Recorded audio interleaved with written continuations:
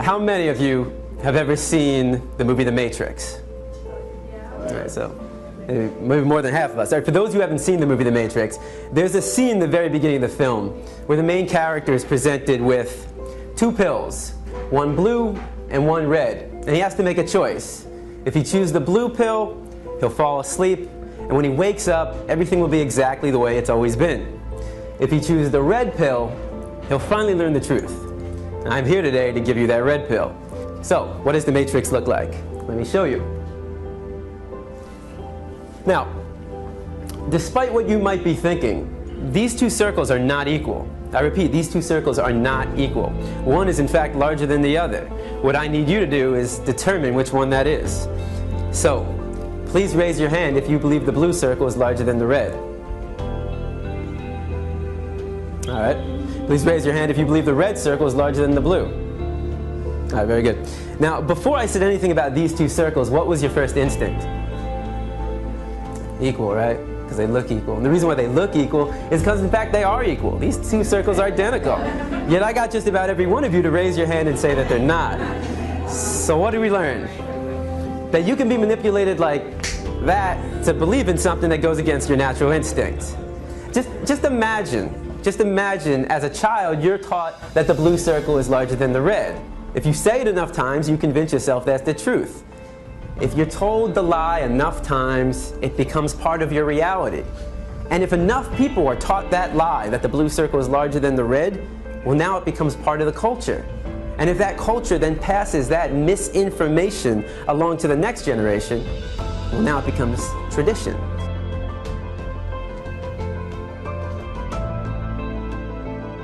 The Matrix is a story. It's a story. When told enough times to enough people, it becomes part of that culture. It becomes the tradition.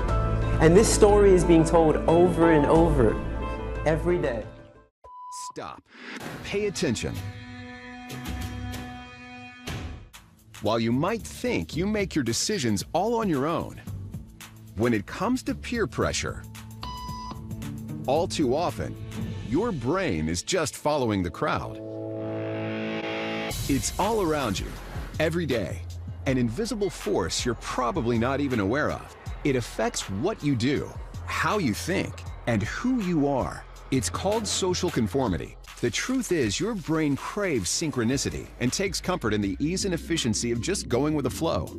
And whether it's simply knowing what to wear in the morning, supporting your team at the big game, or even marching off to war, we're all programmed to be part of the group. And that's because your brain knows that there's power in numbers. We set up a hidden camera experiment to see if this woman would stand up at the sound of this tone, simply because everyone else is.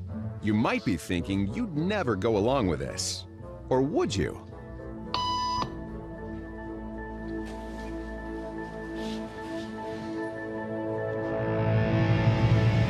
After just 3 beeps, and without knowing why she's doing it, this woman is now conforming perfectly to the group. But what happens if we take the group away? Elaine, please.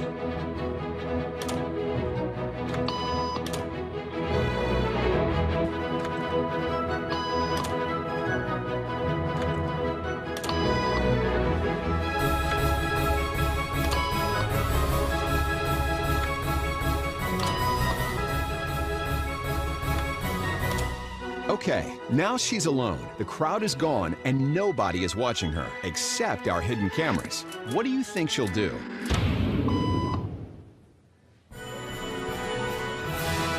She's now conforming to the rules of the group without them even being there. Now, watch what happens when we introduce another outsider who doesn't know the rules. For a new appointment. Have a seat and they'll be out in just a couple minutes. Great, thanks so much.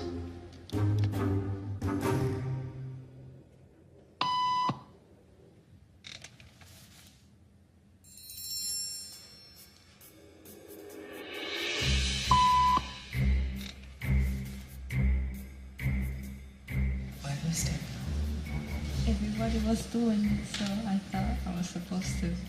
Think she'll teach the new guy what to do?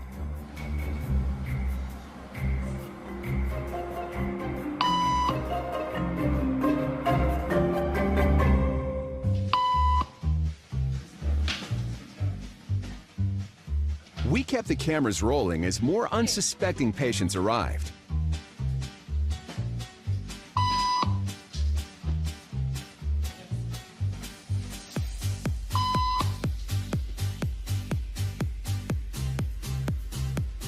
And slowly but surely, what began as a random rule for this woman has now become the social norm for everyone in this waiting room. Here to explain what's going on in their brains is Jonah Berger of the University of Pennsylvania. This sort of internalized form of herd behavior is part of what we call social learning. Starting at a very early age, when we see members of our group perform a task, our brains literally reward us for following in their footsteps. Conformity is how we become socialized, but it can also cause us to develop bad habits or repeat past wrongs. And the only thing more shocking than seeing how easily conformity affects the way you act is that similar forces are subconsciously shaping the way you think right now.